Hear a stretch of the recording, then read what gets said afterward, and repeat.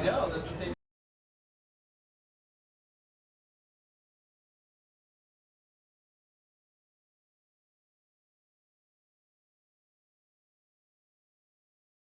Probably like 4 seconds, because it's on for 2 seconds outside.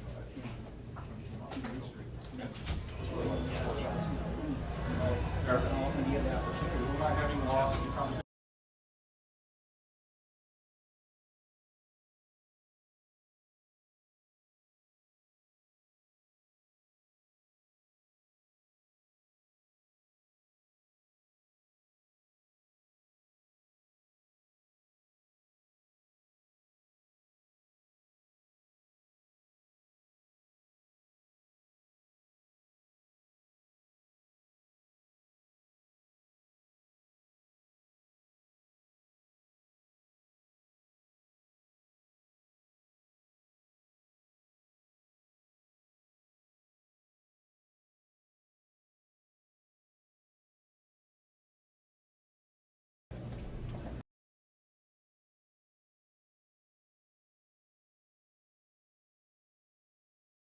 Thanks, Ryan.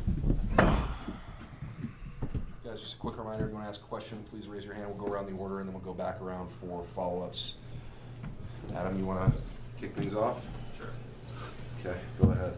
Gregg's obviously 7 now unbeaten, or 7 without a win, and it's been a while since he scored a goal. What's the message to the guys after a defeat like this? Well, the first of all, I think the guys are running on fumes. I mean, you can see the difference. It was clear. Toronto had a bunch of players that were fresh running around, and we didn't have it physically. And in one way, one way I'm disappointed, but the other way, the guys gave everything they had, and unfortunately, that just wasn't enough today. And if I'm critical of anything, it might be my team selection of not rotating more guys and getting some fresh legs in there, because to me, that was clearly the difference. I mean, they were just more physical and were able to run more than we were. Andrew. You mentioned yesterday, it wasn't time to panic and nobody was frustrated or anything like that. Do you get any more sense of frustration from the locker room after a game like this? Yeah. I mean, you're always frustrated after if you win 4 games in a row and you lose the next one. You're still. I mean, if you win 4 games in a row and then lose, you're still frustrated that next game. You're not happy with losing.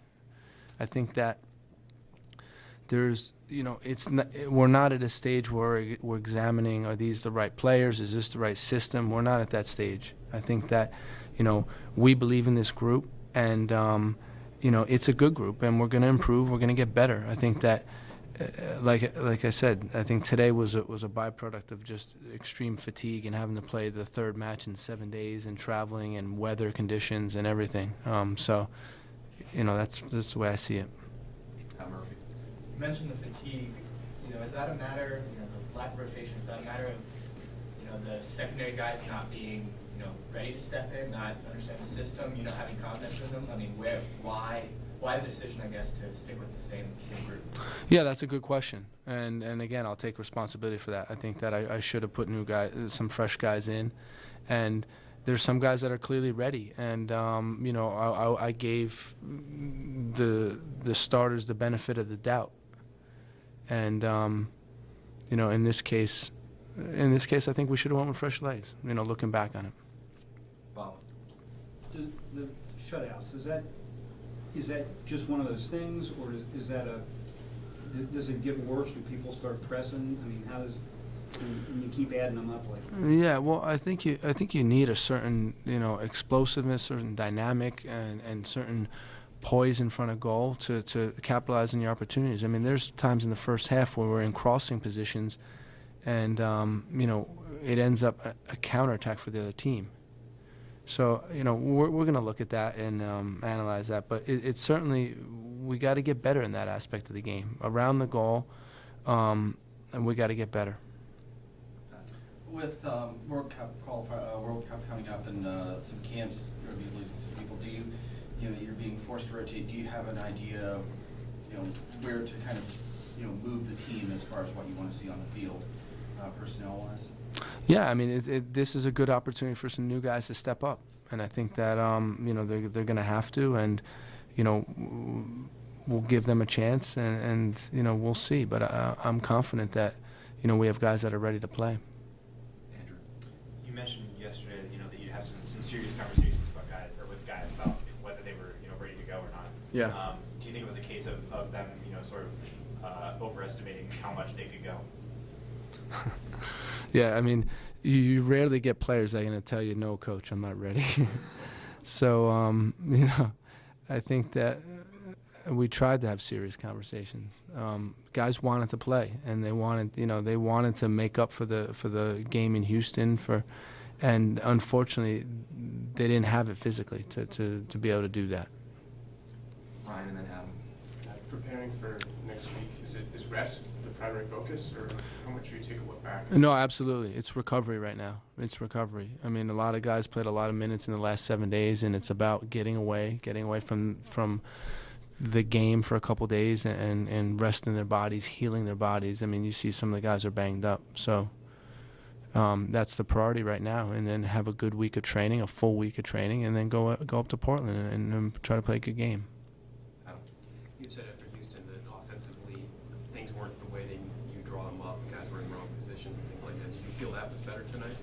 I thought there were some better movements, especially on the sides of the field. In the first half on the left side, we had some decent movements. The final part of the execution wasn't so much there, though. But some of the movements, we got into some good positions and really, were executed some of the stuff we were focusing on. Bernardo coming off at halftime, was that a tactical decision, or was he injured? No, I think he was fatigued as well, and he'll tell you, he was fine, or he could have kept on, and he probably could have kept on, but he worked extremely hard last game, and it took a big toll on him. So, the plan was to let him work hard and then get a fresh guy in. Last couple, Pat Murphy and Ben Furry. Brianna played pretty well in Houston, I think, but how important is it to have Will Trapp back tonight? It's important. I mean, Will is a good player. I think, he's vice captain for a reason. He means a lot to the team and the organizational side of it. And it's important having him back. And August did a good job when he came in. Ethan Finley came in later in the game and had some of the best minutes we've seen from him this season. What did you see from him in this time tonight? He gives us a spark when he comes in, and he's done this not just in this game. I mean, remember the Toronto game where he hit the post, and he has that ability. And for him, it's maybe about the consistency, getting that more often. But he's certainly a spark, offensive spark for us. He's very good quickness. He's very good 1v1, and I think he had a positive impact on the game today. Thanks, guys. Thanks.